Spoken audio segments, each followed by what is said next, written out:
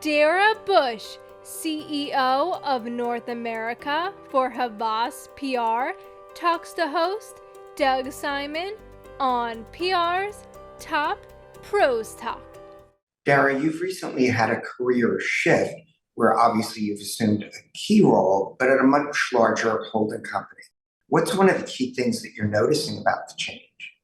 The most exciting part about me coming over to Havas is the resource. I have yearned for so long to have other agencies to tap into, other countries. I think clients right now are looking for so much more than a single agency has to offer. And so being part of something this big with such resource is really exciting to me. And, it's only been about a month, but I think that, as I learn and meet everybody and I get more and more ingrained into the Havas way, I think I'll really be able to tap into the villages, which really is exciting. Do you think being part of the larger holding company helps clients with things like brand stewardship, reputation management that are becoming increasingly important? And how so? How does it work out that way? Years ago, it used to be that if you have PR, you can kill it and a brand can make it big on PR, and some brands still can.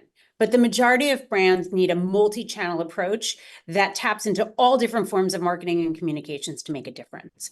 And so I think that as brands continue to evolve and continue to look for new things, they're looking for an agency that can do more than just one thing. And so when we look at a lot of the big brands here that Havas represents, and small brands, it's not just big brands, one of the things that is apparent is that if a client wants to shift focus very quickly and seamlessly, we can do that because it's all internal.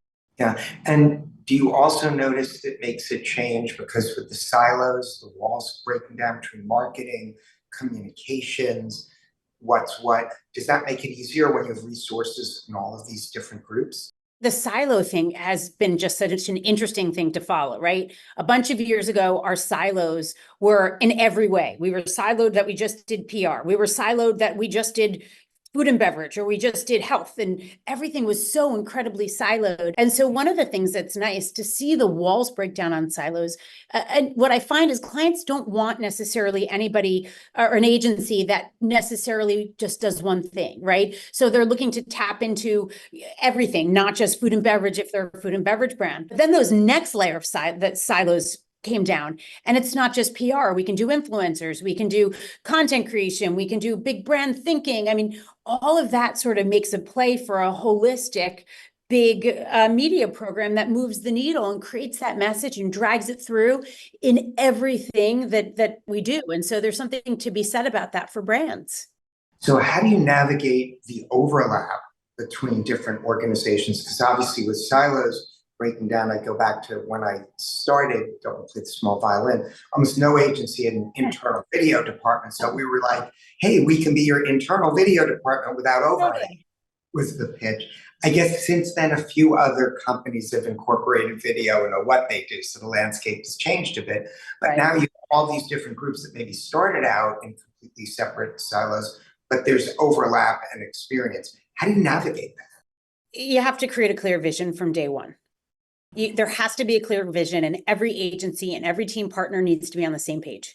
Because if everybody's working against each other, you're going to get nowhere fast. And so what is that clear vision? And then you really have to define what is everybody's role on the team. What is everybody's role, and how does that role play out? So that way you can make sure there's no overlap.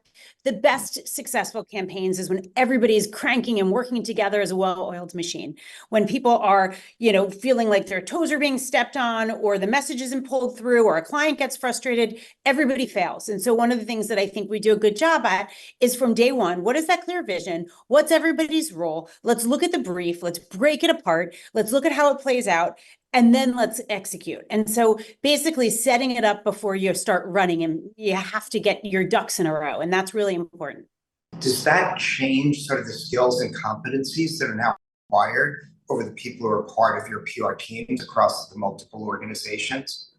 Definitely. I would say that folks also need to be, you think, business savvy, right? You can't just, used to be like, I can get this creative, great PR idea, and that's going to kill it for the client, or a stunt or something. That's all changed. Well, not all of it has changed, but some of it has changed in the sense that, you have to understand the business of that brand. What are they looking for? What's their end goal? And you have to be a savvy business person. So I think that you have to be a little more well-rounded than you've ever been. And you have to also understand beyond what you're doing, right? You have to have some knowledge in social. You have to have some knowledge in paid. You have to have some knowledge in other places, because it's very hard to collaborate when you don't have any clue about what your partners are doing. Yeah, and we've seen a lot of sort of pendulum swings where, oh, now I want to work with 100 different boutique agencies to do what we're doing, to now it seems to be swinging back more to the idea of the holding companies that have these larger capabilities all under one roof. Why do you think that is happening? And obviously, you're a very smart person, so that might have triggered your change into that area as well. I think the world of marketing and communications is forever changing, and it's changing so quickly. The laws change constantly about what you can do on social. And so clients need to be able to be somewhere and work with a company that can pivot quickly and can change the scope of what they're doing depending on what's hitting. And so being part of a bigger holding company that has lots of other, agencies to tap into for resource, makes it much easier. If you're part of a single PR firm, you'll get great coverage, you'll get great results, but you sometimes, don't have the ability when a client says, well, listen, we want to do X, Y, and Z, and you don't do it, then that agency is stuck with telling their client why they don't need to do that because they don't do it and they don't want to lose revenue. And so there's something very exciting about having the resource of a village where you can tap into different companies and make those shifts seamlessly, easily. And sometimes it's just scope extension. You can continue to evolve what you're doing on behalf of clients because you have that ability internally. And do you think this trend is going to continue with this shift back towards more of a holding company concept for a lot of clients, I guess, especially the larger ones who are putting significant finances into what they're doing and a much broader scope of what they can accomplish? I would think so. I think that with the world changing on a dime and everything evolving, as quickly as we can talk about it, there has to be the ability to tap into resource. And so I think it is going to become harder for, independent shops to compete with the ability to do more. And so I think that there's still boutique agencies within holding companies, right? I mean, you look at us, you have Formula and Red, who I oversee both. They both are run as their own agencies. They're not super huge. They work just like a boutique firm. So you've got that PR muscle, but you also have the ability to do more. And so I think that it's going to be an interesting future, but I do think that holding companies, and I think that agencies that do more than just PR are going to be really valuable to brands.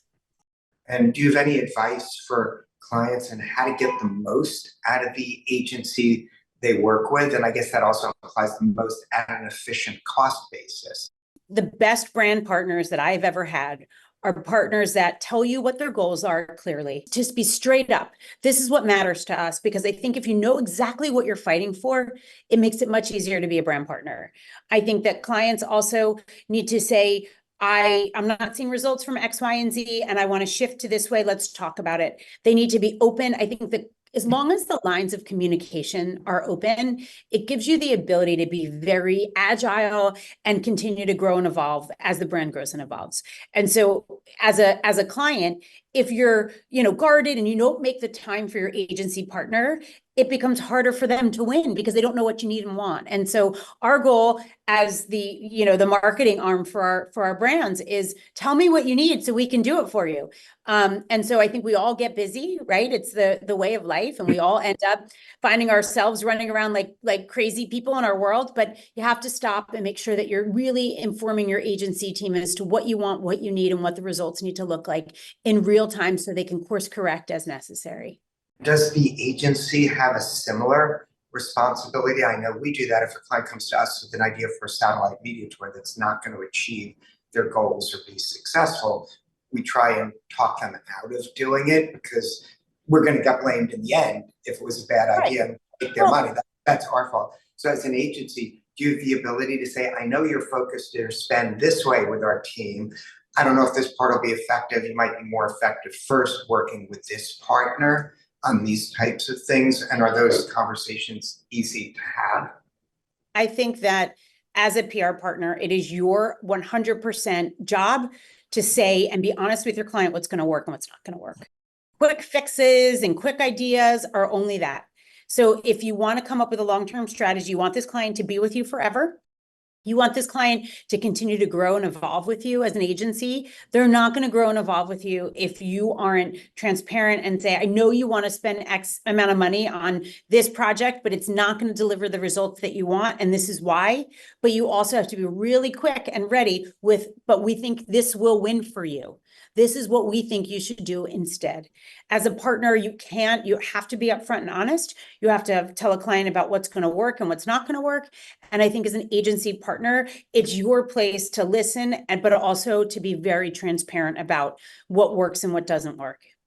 Well, I'm 100% confident that there was tremendous value in the information you imparted during this conversation. Thanks so much for being with us. Thank you.